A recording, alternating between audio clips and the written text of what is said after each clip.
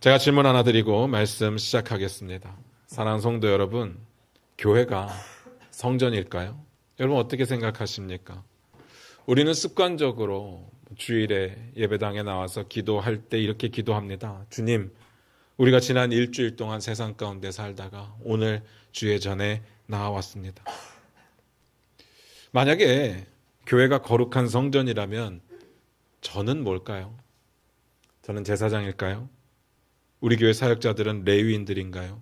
그러면 우리는 예배가 아닌 제사를 드려야 됩니까? 소와 양을 잡아서 각을 뜨고 불에 태워서 그렇게 예배를 드려야 될까요? 여러분 그거 아시나요? 각을 뜨는 건 여러분 각자의 몫입니다. 제사장이 해주는 게 아닙니다. 제사장은 번제를 드리죠. 어떻게 생각하십니까? 압니다.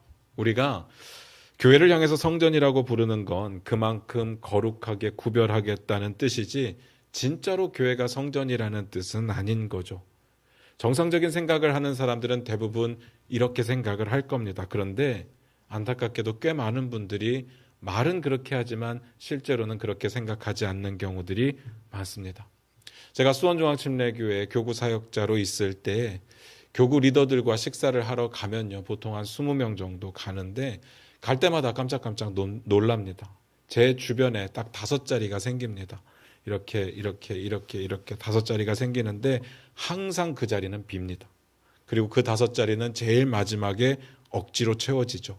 일단 총무 집사님이 옆에 앉으시고요. 그날 밥값을 내는 집사님이나 권사님이 제 앞이나 약간 대각선 부분에 앉고 여전히 3자리 비는 것은 저기 멀리 앉아있는 젊은 집사들을 끌어다가 이렇게 앉히는데 오라고 해도 안 옵니다.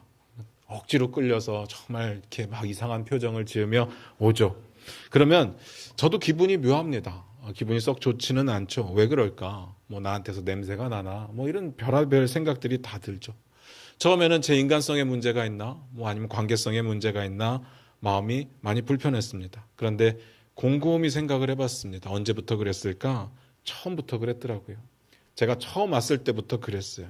그래서 이 문제를 가지고 동료 교구 목사님들과 나누니까 다 똑같은 이야기를 해요. 그들도 그렇답니다. 그러면서 우리의 모습을 이렇게 보니까, 우리 목사님들의 모습을 보니까 어딜 가도 왕까지는 아닌데 지역 사또 정도의 이렇게 섬김은 받고 있더라고요. 모든 좋은 음식은 다 제 앞에 차려집니다. 수저부터 물까지 손 하나 까딱 안 해도 식사를 할 수 있게 준비가 딱 되죠. 저는 이 상황이 너무나도 부담스럽게 느껴졌습니다. 근데 놀라운 게 뭔지 아십니까? 익숙해집니다. 이것도 익숙해져요. 이건요, 저를 좋아해서 하는 것도 아니고 저를 엄청 존경해서 하는 것도 아닙니다. 주의 종은 그렇게 섬겨야 된다고 누군가가 가르쳤고 그래서 배운 대로 하는 겁니다. 또 그렇게 해야 복을 받을 수 있다. 주의 종을 잘 섬겨야 복을 받을 수 있다. 주의 종을 잘 섬기지 못하면 하나님의 진노를 받는다. 이렇게 배운 거죠. 죄송합니다. 그게 우상입니다. 다른 게 우상이 아니에요. 목회자를 제사장이라고 믿고 있기 때문에 이러는 거거든요. 그리고 그 배경의 생각 가운데는 교회가 성전이라는 착각 가운데 그런 일들을 벌이는 겁니다. 목사 잘 믿어서 복 받는다. 이게 우상입니다. 다른 게 우상이 아니에요. 오늘 본문 말씀 같이 보면서 그 이야기 나누도록 하겠습니다. 마태복음 24장 1절입니다. 같이 읽겠습니다. 시작. 예수께서 성전에서 나와서 가실 때 제자들이 성전 건물들을 가리켜 보이려고 나오니. 오늘 말씀이 이렇게 시작되었어요. 예수님께서 성전에서 나오셨고요. 그리고 가셨습니다. 그럴 수 있죠. 하나님의 아들이신 예수님께서 성전에 들어가고 싶으실 때 들어가실 수 있고 나가고 싶으실 때 나가실 수 있습니다. 아무 문제 없습니다. 예수님의 자유죠. 그런데 방금 읽었던 이 부분은 우리가 읽으면서 아 그렇구나 하고 넘어가서는 안 되는 부분이었습니다. 주어진 본문을 이해하기 위해서 가장 중요한 게 뭐죠? 전문맥입니다. 요즘에 이제 제가 질문을 이렇게 드리잖아요. 근데 제가 질문을 많이 드리기는 하지만 대답을 원하고 하는 질문이 많지는 않거든요. 그래서 답을 안 하셔도 됩니다. 보통 이렇게 말씀을 드리는데 유독 답을 기다리는 질문이 있는데 주어진 본문을 이해하기 위해서 가장 중요한 게 뭡니까? 라는 질문은 제가 답을 기다려요. 뭡니까? 전문맥이요. 이건 꼭 대답해 주시기를 부탁드립니다. 전문맥을 봐야 돼요. 말씀을 읽을 때 전문맥을 보지 않으면 꼭 이상하게 해석을 하게 됩니다. 마태복음 23장 37절부터 38절입니다. 오늘 본문 바로 직전의 이야기입니다. 같이 읽겠습니다. 시작. 예루살렘아 예루살렘아 선지자들을 죽이고 내게 파송된 자들을 돌로 치는 자여, 암탉이 그 새끼를 날개 아래에 모음같이 내가 내 자녀를 모으려 한 일이 몇 번이더냐. 그러나 너희가 원하지 아니하였도다. 보라, 너희 집이 황폐하여 버려진 바 되리라. 우리가요, 지난주에 마태복음 13장의 앞부분을 봤었습니다. 그런데 중간 부분, 뒷부분은 다 건너뛰고 오늘 24장을 보고 있잖아요. 건너뛰었던 부분에 어떤 내용들이 있었는가 하면요, 서기관들과 바리새인들을 향해서 예수님께서 심각한 경고의 메시지를 이야기하는 것을 기록되어 있습니다. 어느 정도 심각한지는 제가 잠깐 보여드릴 텐데요. 한 구절만 우리가 읽어보도록 할게요. 마태복음 23장 15절입니다. 같이 읽겠습니다. 시작. 화 있을진저 외식하는 서기관들과 바리새인들이여, 너희는 교인 한 사람을 얻기 위하여 바다와 육지를 두루 다니다가 생기면 너희보다 배나 더 지옥 자식이 되게 하는도다. 이 정도입니다. 세죠. 강합니다. 섬뜩합니다. 아무리 그래도 바리새인들과 서기관들이 종교 지도자들인데, 그래도 양심이 있다면 어떻게 종교 지도자들이 그들의 가르침을 받는 사람들을 지옥 자식으로 만들겠습니까? 이게 말이 됩니까? 말이 돼요. 예수님의 말씀이잖아요. 예수님이 허튼 소리 하시지는 않을 테니까. 그들의 상태가 그만큼 악했다는 이야기를 하시는 겁니다. 이런 경고의 메시지가, 이런 심각한 경고의 메시지가 지난주에 우리가 봤던 12절까지의 이야기 다음부터 끝까지 39절까지 그 내용으로 채워져 있습니다. 이 부분을 읽어보시면요, 제가 얼마나 이 심각한 내용들을 여러분들이 마음의 상처 안 받고 받아들일 수 있도록 순화하고 정제해서 표현했는지를 느낄 수 있을 겁니다. 최근에 그런 이야기를 가끔 듣거든요. 목사님, 요즘 설교가 굉장히 세졌습니다. 센 게 아닙니다. 정말 이 말씀이 너무 강하기 때문에 이런 것들을 정화해서 여러분들께 전달해 드리려고 최선의 노력을 다하고 있는데요. 그만큼 이 이야기가 뭔가 하면 종교 지도자들과 기득권자들을 향한 하나님의 진노가 심상치 않다는 겁니다. 심각하다는 이야기입니다. 어마어마하다는 이야기예요. 이 심각한 경고의 메시지가 어떻게 끝이 나는가 하면요, 아까 앞에서 전문맥이라고 우리가 읽었던 그 부분에서 38절에 보니까 너희 집이 황폐하여 버려진 바 되리라, 이렇게 끝이 납니다. 너희 집은요, 예루살렘을 이야기하는데 예루살렘 전체의 도시를 말하는 것이기도 하지만 특별히 예루살렘 성전에 대한 이야기입니다. 예루살렘 성전이 황폐해지고 버려진 바 되리라. 그렇게 이야기가 끝이 납니다. 저는 여기서 이제 궁금해지더라고요. 뭔 말인지는 알겠어요. 종교 지도자들과 기득권자들의 범죄함이 우리가 상상했던 수준이 아니라 훨씬 더 심각했습니다. 다시 말해서 하나님의 진노가 그들을 향하는 것이 우리가 생각하는 것보다 훨씬 더 심각하다는 뜻입니다. 그건 알겠는데 왜 예루살렘이 황폐해지고 버려진 바 될까요? 궁금하지 않습니까? 잘못은 그들이 했잖아요. 그들이 벌 받으면 되는 거 아닙니까? 왜 굳이 예루살렘이 무너져야 될까? 마태복음 24장 1절도 한번 볼까요? 같이 읽겠습니다. 시작. 예수께서 성전에서 나와서 가실 때 제자들이 성전 건물들을 가리켜 보이려고 나오니. 예수님께서 성전에서 나와서 가셨다고 되어 있잖아요. 제가 이거 뭐 들어갈 수도 있고 나갈 수도 있는데 이건 그렇구나 하고 볼 부분이 아닙니다라고 말씀을 드렸어요. 전문맥의 내용이 뭐였어요? 예수님께서 이 성전이 망할 거야, 무너질 거야 라고 경고를 하면서, 그리고 나서 예수님께서 지금 성전을 나가시는 거예요. 그냥 나가시는 것이 아닙니다. 예수님께서 이 성전을 나가신 이후에 다시는 성전 안으로 들어오지 않으십니다. 물론 6월절이 되어서 며칠 후에 십자가에 달려 죽으시니까 시간이 많지는 않지만 그래도 오늘 이 사건이 벌어지고 있는 게 화요일이거든요. 금요일날 돌아가시니까 수목금 시간이 3일이나 있는데 다시는 돌아오지 않습니다. 이 말의 뜻이 무엇인가 하면 예수님께서 그냥 성전에서 나가신 것이 아니라 완전히 성전에서 떠나신 겁니다. 성전을 버리셨다는 뜻입니다. 그러니까 이게 그렇구나는 아니죠. 이거는 심각한 내용입니다. 다시 묻고 싶습니다. 왜 예수님께서 성전을 떠나셨을까요? 왜 예수님께서 성전을 버리셨을까요? 왜 예수님께서 성전이 무너지리라 말씀하셨을까요? 왜라는 질문에 대답하기 전에 저는 이것부터 좀 짚고 넘어가고 싶습니다. 예수님의 그 말씀, 성전이 황폐해지고 무너지리라고 했던 그 말씀 우리가 다 들었는데 혹시 이걸 들으면서 여러분 마음 가운데 불편한 생각이 드시는 분은 없습니까? 그래도 어떻게 성전이 무너져? 이런 생각 드시는 분 없습니까? 잘 들으시기 바랍니다. 성전이라고 하는 건축물은 아무리 화려해도 건물일 뿐입니다. 그냥 큰 건물입니다. 우리가 인정하기 어려울 수 있는데요. 이건 사실입니다. 성전은요, 하나님의 영광이 나타날 때, 그리고 하나님께서 내 영광을 그곳에 두겠다고 하셨던 그 약속이 유효할 때는 그곳이 거룩한 성전이 됩니다. 그런데 하나님의 영광이 떠나잖아요. 그 약속이 끝나잖아요. 그냥 건물입니다. 이게 받아들여지시냐고. 그래야 됩니다. 그래서 제가 감히 여러분들께 부탁드리고 싶은 게 있습니다.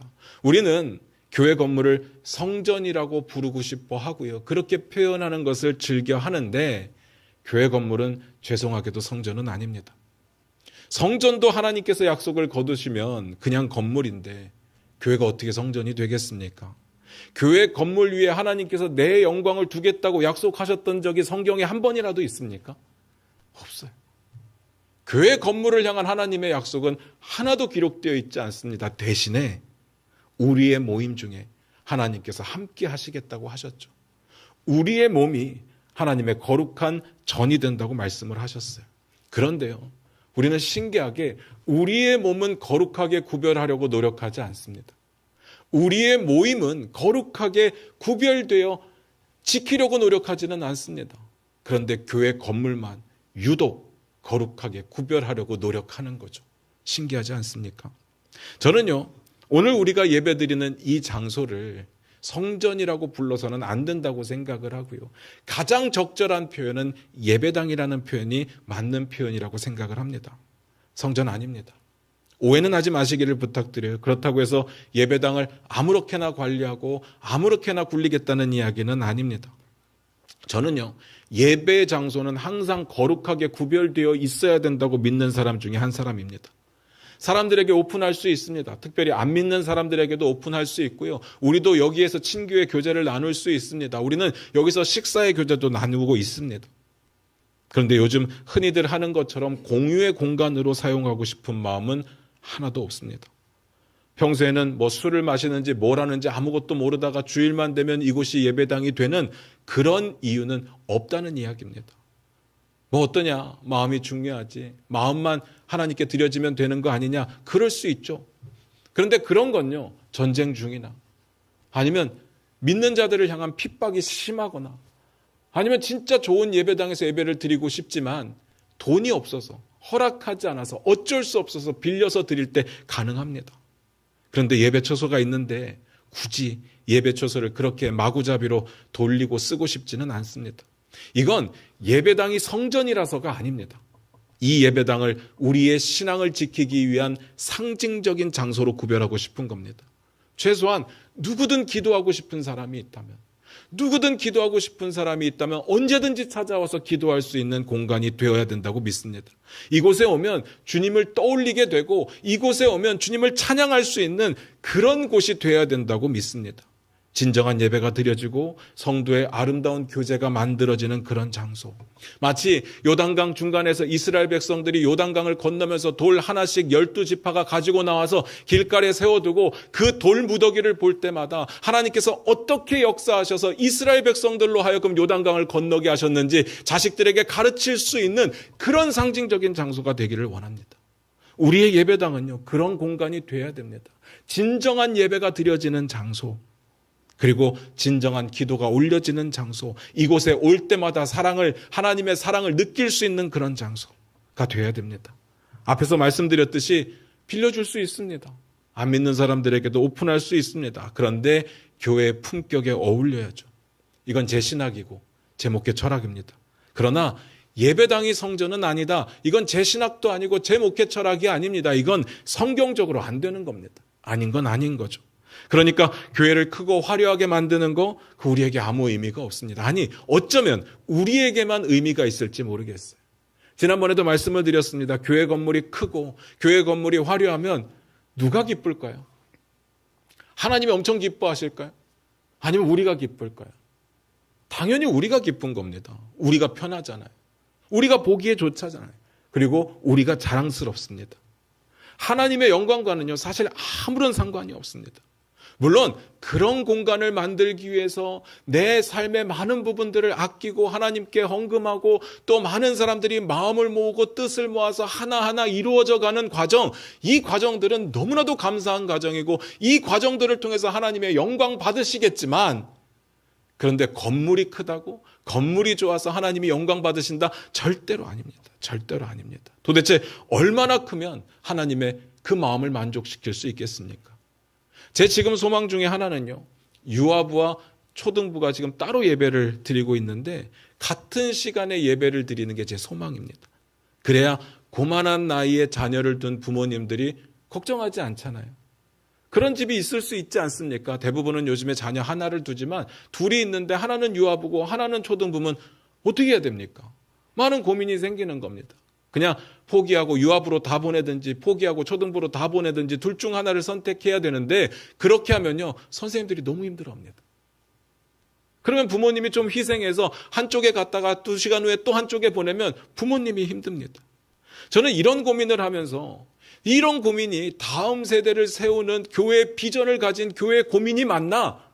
그런 생각이 드는 겁니다. 어울리지 않는 고민이죠. 이런 문제들은 해결이 돼야 됩니다. 그래서 교회가 크고 넓으면 이런 불편한 모든 것들은 사라지게 될 겁니다. 그러면 우리는 편해집니다. 그러나 그렇다고 해서 하나님이 더 영광 받으시느냐? 그건 전혀 다른 이야기라는 이야기입니다. 와닿지 않으십니까? 여러분, 이렇게 한번 생각해 보세요. 하나님께서 지금 우리 교회가 너무 조그매가지고 예배를 유아부와 주일학교가 따로 나눠서 드리는 것 때문에 하나님께서 영광을 받지 못하시겠습니까? 전혀 상관없다는 이야기입니다. 그냥 이건 우리가 편하냐, 우리가 편하지 않느냐, 그 이야기인 겁니다. 오히려 불편한 중에 열심히 아이들을 깨워서 보내고, 그리고 선생님들이 일찍 일어나서 말씀을 준비하여 말씀을 가르치는 그 상황들과 그 노력들 가운데 하나님은 영광 받으실 겁니다. 좀 불편해도 아무 문제 없습니다. 이건 단순히 건물만의 이야기는 아닐 겁니다. 모든 하나님의 일에 있어서 동일한 의미를 가집니다. 형식도 중요하고 내용을 담는 그릇도 중요합니다. 그러나 형식보다 중요한 게 있습니다. 담는 그릇보다 중요한 게 있습니다. 그건 본질이죠. 본질이 없으면요, 화려함은 그저 사치일 뿐입니다. 하나님께서 함께 하시는지, 하나님이 우리의 하는 일들을 기뻐 받으시는지, 이런 부분들을 고민해야 됩니다. 제가 삐딱해서요, 큰 교회들을 싫어하고 이런 게 아닙니다. 이건 작은 교회들도 다 마찬가지입니다. 하나님이 높여지지 않는 장소, 아무리 예쁘고 화려해도 의미가 없다는 이야기입니다. 다시 본문으로 돌아갈게요. 마태복음 24장 1절입니다. 같이 읽겠습니다. 시작. 예수께서 성전에서 나와서 가실 때 제자들이 성전 건물들을 가리켜 보이려고 나오니. 제자들이요, 성전 건물들을 가리켜서 보이려고 나와왔답니다. 이게 뭔 말인가 하면요, 예수님께서 성전 건물을 좀 보실 수 있도록 제자들이 주의를 끌었다는 이야기거든요. 제자들은 예수님께 성전 건물에 대해서 뭘 보여주고 싶었을까요? 마태는요, 이 부분에 대해서 전혀 이야기하지 않습니다. 여러분 아시죠? 이거 마태 스타일입니다. 마태는요, 예수님이 하나님의 아들이심을 증거하고 증명하는 일 이외에는 이런 자질구레한 이야기에 대해서 구구절절 설명하는 법이 없죠. 그래도 우리는요, 마태의 1차 독자가 아니기 때문에 잘 이해는 안 갑니다. 그래서 궁금해집니다. 도대체 제자들은 뭘 보여주려고 했었을까? 궁금하지 않습니까? 그래서 고민해 봐야 됩니다. 사실 성전은요, 이미 무너졌습니다. 이미 무너져 버렸습니다. 원래 성전은 누가 지었습니까? 워낙은요, 다윗이 짓고 싶어 했거든요. 근데 하나님이 허락하지 않으시죠. 그래서 하나님이 허락한 사람은 다윗의 아들 솔로몬이었습니다. 그래서 솔로몬이 짓습니다. 다윗이 자기가 못 지으니까 자기가 모든 성전에 쓰일 재료들을 다 좋은 것들로 미리 준비해 두고 하나님이 허락하신 솔로몬이 성전을 지어요. 그런데 그렇게 정성스럽게 지었던 성전은요, 이스라엘이 멸망할 때 같이 무너져 버렸습니다. BC 586년에. 그때 성전은 끝났습니다. 그 뒤에 이스라엘 백성들이 일부는 포로로 끌려가고 일부는 남아있고 다양한 어려움을 겪다가 그 바벨론의 포로로 끌려갔던 유대인들이 70년 만에 돌아오게 되는 역사가 있죠. 그때 그 포로 귀환을 이끌었던 사람 중에 스룹바벨이라고 하는 사람이 있는데 그 모습을 보며 안타까워하며 무너진 성전을 재건합니다. 그러면 지금 예수님 시대 성전이 스룹바벨이 재건한 그 성전일까? 또 그것도 아닙니다. 일부는 맞는데 일부는 아닙니다. 지금 예수님 시대의 배경이 되는 성전은요, 헤롯 성전이라고 불리거든요. 스룹바벨 성전이 그렇게 급하게 짓다 보니까 너무 초라했습니다. 너무 보잘것이 없었습니다. 그래서 이 헤롯이요, 그 성전을 보면서 안 되겠다 싶어서 개축을 합니다. 증축을 하는 겁니다. 실제로 예전 성전이 너무 초라했다는 기록이 있더라고요. 그런데 헤롯이요, 엄청난 신앙심으로 이걸 해낸 것은 아니었습니다. 헤롯은요, 야곱의 형이었던 에서의 후예거든요. 잘 생각하셔야 됩니다. 지금 헤롯이 분봉 왕이에요. 유대인들의 왕입니다. 그런데 유대인들은요, 에서의 후손들을 인정하지 않아요. 다시 말해서 헤롯은 왕인데 그 왕의 백성들이 인정해 주지를 않는 겁니다. 거기에 대한 열등감이 있었습니다. 그걸 한번 만회해 보려고 성전을 다시 짓기 시작한 거예요. 그래서 성전을 어마어마하게 크게 짓습니다. BC 19년부터 AD 63년까지 80년이 넘는 기간 동안에 성전을 개축합니다. 이 정도면요, 스룹바벨이 지었던 그 초라한 모습들은 하나도 발견할 수 없었을 겁니다. 여러분 상상해 보세요. 80년의 건축입니다. 어마어마했겠죠. 솔로몬 성전이요, 몇 년 동안 건축을 한지 아십니까? 7년입니다. 7년 건축하고도 그렇게 화려하고 어마어마했었는데 기술이 훨씬 더 발달한 한 1000년이 지난 이 시점에 80년 동안 성전을 건축했다고 생각을 해보시기 바라요. 요세푸스라고 하는 역사가가 있는데 제가 이분은 기억해달라고 부탁을 드렸어요. 수많은 사람들이 있지만 일반인 중에 꼭 기억했으면 좋겠는 사람, 이 사람 한 사람입니다. 요세푸스. 이 사람은요, 예수님 시대의 다양한 기록들을 제공하는 사람이에요. 역사가예요. 그 역사가의 기록에 따르면 헤롯 성전에 사용된 돌의 크기가 12m였다고 합니다. 큰 건 20m가 넘었다고 해요. 어마어마하죠.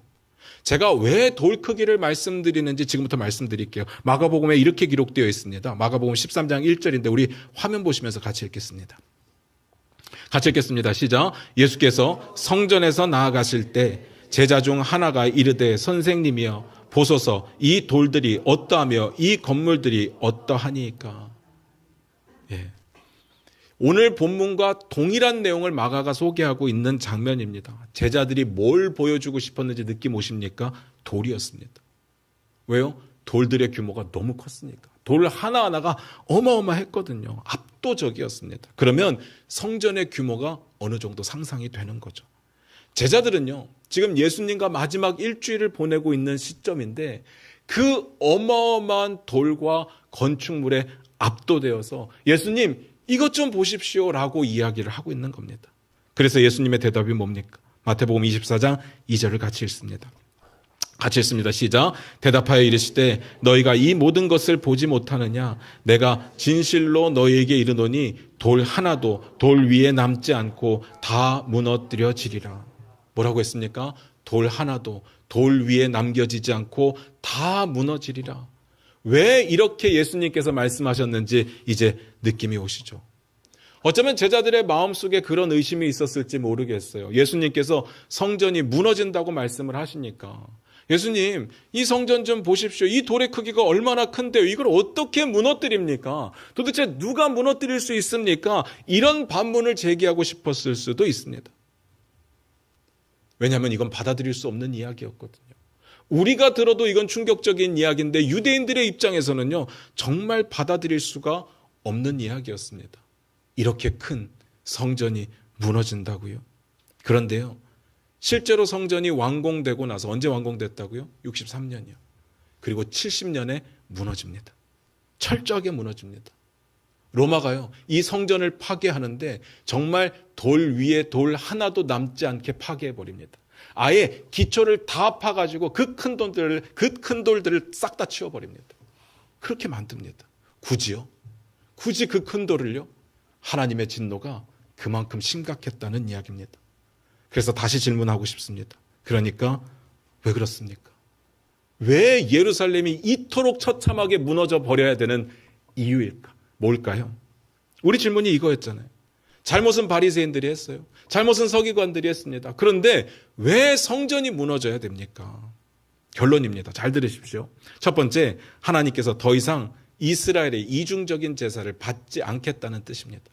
두 번째 이유로는 예수 그리스도를 통한 예배만 받으시겠다는 뜻이기도 하죠. 인간의 건축물이요, 아무리 화려해도 하나님이 거하시기에 합당한 공간은 없습니다.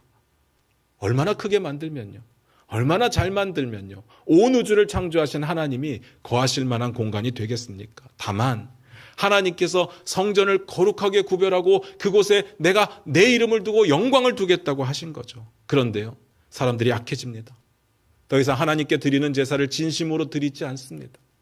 이중적인 삶을 살아가고요, 가증하게 드렸습니다. 게다가 그들은 성전을 강도의 소굴로 만들어버렸습니다. 우리 이거 봤던 단어잖아요. 마태복음 21장 13절인데요. 우리 화면 보시면서 같이 읽겠습니다. 같이 읽겠습니다. 시작. 그들에게 이르시되 기록된 바 내 집은 기도하는 집이라 일컬음을 받으리라 하였거늘 너희는 강도의 소굴을 만드는도다 하시니라. 성전은 이미 강도의 소굴이 되어버렸습니다. 그러니까 예수님께서 보시기에 강도의 소굴이 되었다는 이야기는 이제는 성전으로서의 가치는 사라졌다는 이야기입니다. 더 이상 의미가 없죠. 성전세 꼬박꼬박 받습니다. 그런데 거기서 장사도 이루어지고요, 환전을 하면서 이득도 남깁니다. 그리고 하나님께 드리는 제물을 드릴 때 거룩하고 흠없는 것으로 드려야 되는데 돈 때문에 제사장들이 그냥 다 통과시켜 줍니다. 돈만 내면 통과시켜 주는 겁니다. 자기와 약속되어 있는 업자들을 다 통과시켜 주는 겁니다. 그런 성전을 통해서 하나님께서 무슨 영광을 받으시겠습니까? 그것은 강도의 소굴이 되어버렸죠. 성전은 더 이상 존재할 이유가 없었습니다. 그래서 무너지는 겁니다. 잘 생각하셔야 됩니다. 하나님께서 무너뜨린 건요, 성전이 아닙니다. 강도의 소굴이었습니다. 하나님의 영광이 떠난 자리는요, 그냥 건물입니다. 그 건물을 무너뜨린 거죠. 섬뜩하지 않습니까? 어떻게 성전이 강도의 소굴로 변할 수 있을까? 여러분 한번 생각해 보세요. 그 건물이요, 동일한데 이게 성전일 때하고 이게 강도의 소굴일 때하고 뭔 차이가 있는지 아시겠습니까? 하나님이 영광 받으시느냐, 사람이 영광 받느냐, 그 차이밖에 없습니다. 그러니까 제가 드리고 싶은 이야기의 결론은요, 하나님이 없는, 하나님이 영광 받지 못하는 그 어떤 사역도 의미는 없습니다. 사람이 영광 받는 사역과 장소는 아무 의미가 없습니다. 교회가 아무리 크고 웅장해도 거기에 하나님이 영광 받으실 만한 일이 없다면 의미가 없다는 이야기입니다. 그러면 스스로 질문해 봐야 됩니다. 우리는 우리의 예배당을 하나님의 영광으로 채우려고 노력하고 있습니까? 아니면 우리의 욕심과 편안함으로 채우려고 노력하고 있습니까? 말씀 마무리 짓겠습니다. 저는 오늘 말씀을 보면서 그런 생각이 들었습니다. 교회를 성전으로 보이게 만들려는 노력이 얼마나 무의미하고 위험한 일일까? 저는요, 이 노력을 감히 성전의 우상화라고 말하고 싶습니다. 교회 건물의 우상화. 오해하지 마시기 바랍니다. 앞에서도 말씀드렸듯이 저는 예배당을 거룩하게 구별할 겁니다. 다만 성전이라고 부르면서 그 건물에 우리의 모든 생각과 가치를 두고 교회 건물에 모든 에너지를 쏟게 만드는 행위는 우상숭배 행위라는 이야기입니다. 그래서 그 대단한 교회 건물의 주인이 되는 목사를 높이고 그 권위를 세워주는 모든 행위 역시도 우상숭배라고 저는 생각합니다. 여러분 기억하실지 모르겠는데 저희 어렸을 때 그랬습니다. 강단에 아무나 올라오면 안 됩니다. 여긴 거룩한 곳이니까. 감히 누가 신발 신고 여기로 올라오겠습니까? 강대상도 아무나 닦을 수 없습니다. 아무나 만져서도 안 됩니다. 정말 거룩하고 정말 신실하신 권사님 정도 되셔야 올라와서 강대상을 닦을 수 있죠. 목사들은요, 제사장 같은 사람들이기 때문에 가운을 이렇게 큰 거를 입었어야 했습니다. 기억나실 겁니다. 다윗의 장막에 하나님의 언약궤가 들어와서 하나님의 임재가 임할 때 그곳을 여호와의 장막이라고 부릅니다. 솔로몬의 성전에 하나님께서 하나님의 영광을 두시겠다고 약속할 때 그것은 거룩한 성전이 되는 겁니다. 하나님의 임재가 없는 장막은 그냥 텐트입니다. 하나님이 영광이 없는 성전은 그냥 건물입니다. 여러분, 유럽의 교회 건물들이 크고 웅장한데 그것이 지금 어떻게 변했는지 아마 아실 겁니다. 하나님의 영광이 떠나버린 건물은 흉물일 뿐입니다. 우리 예배당은요, 우리의 마음을 모으기 위한 장소입니다. 우리가 마음을 모아서 하나님을 예배하기 위한 장소입니다. 그러기 위해서 거룩하게 구별했고 그러기 위해서 적당하게 적절하게 적합하게 꾸며놓은 장소입니다. 만약에 여기에 하나님께서 영광 받지 않는다면 그냥 상가 건물일 뿐인 거죠. 화장실 깨끗하고 주차장 넓고 엘리베이터 있고 심지어는 에스컬레이터도 있는, 이 동네에선 목이 가장 좋은 그러나 월세는 가장 비싼 그냥 상가 건물입니다. 그러니까 여러분들께 부탁드리고 싶습니다. 건물을 보고 흔들리지 마시기 바랍니다. 건물을 보고 주눅들지 마시기를 부탁드려요. 건물을 보고 그들의 믿음을 미리 판단하지 마시기 바랍니다. 건물이 큰 게 꼭 부흥은 아닙니다. 이건 커서의 문제가 아니라 우리 역시도 우리의 예배 안에 하나님이 빠지고 다른 것으로 대체되는 순간 그저 그런 모임이 될 겁니다. 그저 그런 작은 장소가 되는 겁니다. 그런데 우리 교회가 아무리 작아도요, 아무리 보잘것없어도요, 우리가 온전히 주를 찾으며 이곳에서 마음을 하나로 모아서 진정한 예배를 하나님께 올려드린다면 이곳이 하나님의 영광이 임하는 거룩한 예배당이 될 겁니다. 그럴 때마다 물리적으로 변한다는 이야기가 아니라 하나님의 임재 안에 하나님의 영광을 경험하는 시간들이 된다는 이야기입니다. 우리가 예배당에 올 때마다 하나님을 높이고 하나님의 사랑을 떠올리는 상징적인 장소가 될 겁니다. 이것이 얼마나 큰 기쁨인지 아셨으면 좋겠습니다. 제가 이걸 좀 설명하기 위해서 어떻게 설명할까 생각을 하다가 그런 생각이 들었습니다. 여러분, 천국이 천국인 이유가 뭔지 아시겠습니까? 천국은 왜 천국입니까? 이 땅에서의 고통, 이 땅에서의 어려움, 육체적인 질병, 부족한 것들 다 벗어버리고 죄의 문제까지도 다 벗어버리고 이제 아무 걱정 없는 그런 곳이기 때문에 천국입니까? 맞을 수도 있는데요. 천국이 천국인 이유는요, 하나님의 영광 가운데 있지만 두려움이 없다는 게 천국입니다. 하나님과 함께 하는데 우리의 모든 죄의 문제가 해결되어서 하나님의 영광을 기쁨으로 맞이할 수 있는 것이 천국입니다. 무슨 말인지 아시겠습니까? 우리의 예배당이요, 그렇게 되기를 소망합니다. 이곳에 올 때 하나님을 바라보게 되고 하나님의 사랑을 떠올리게 되고 이곳에 진정으로 하나님을 찬양하며 하나님의 임재를 기대하면서 하나님의 영광을 바라볼 수 있는 그런 장소가 되기를 원하는 겁니다.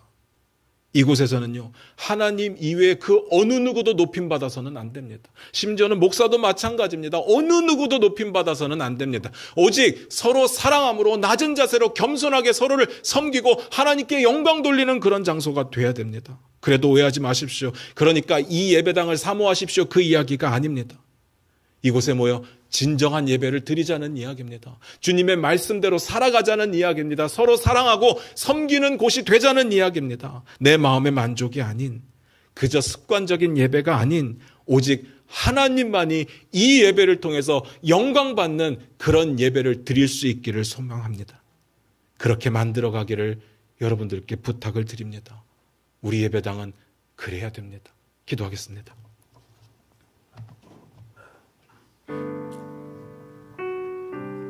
우리 반주 들으시면서 잠깐 한번 기도했으면 좋겠습니다.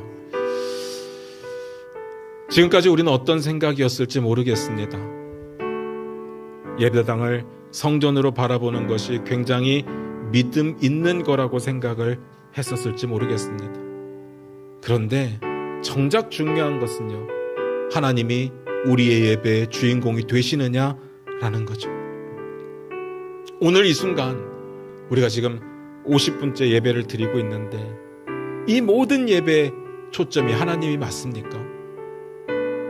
내 만족, 내가 받는 은혜, 또 나의 불편함, 나의 힘든 일들, 이런 것들이 관심이 아닌 온 우주를 창조하시고 주인 되시는 우리를 사랑하시는 하나님이 우리의 예배의 대상이 되시고 우리가 그분께 예배를 드리고 있습니까? 그래야 됩니다. 그게 중요한 거죠. 그럴 때 우리의 모임 중에 하나님은 그 영광을 드러내실 겁니다.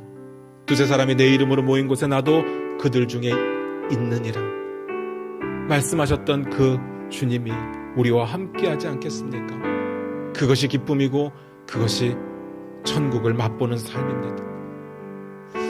우리 시간 같이 기도했으면 좋겠습니다. 우리가 함께 예배 드릴 때 마음을 하나로 한 마음을 품고 하나님을 찬양하며 예배 드리기 원합니다. 우리의 근심과 걱정 다 내려놓고 오직 모든 초점이 하나님께만 맞춰지기를 원하고 하나님이 주인 되시고 하나님이 주인공 되시는 아름다운 예배를 드리는 그런 믿음의 시간들이 되기를 원합니다. 그렇게 기도하며 나아갑니다. 기도하겠습니다.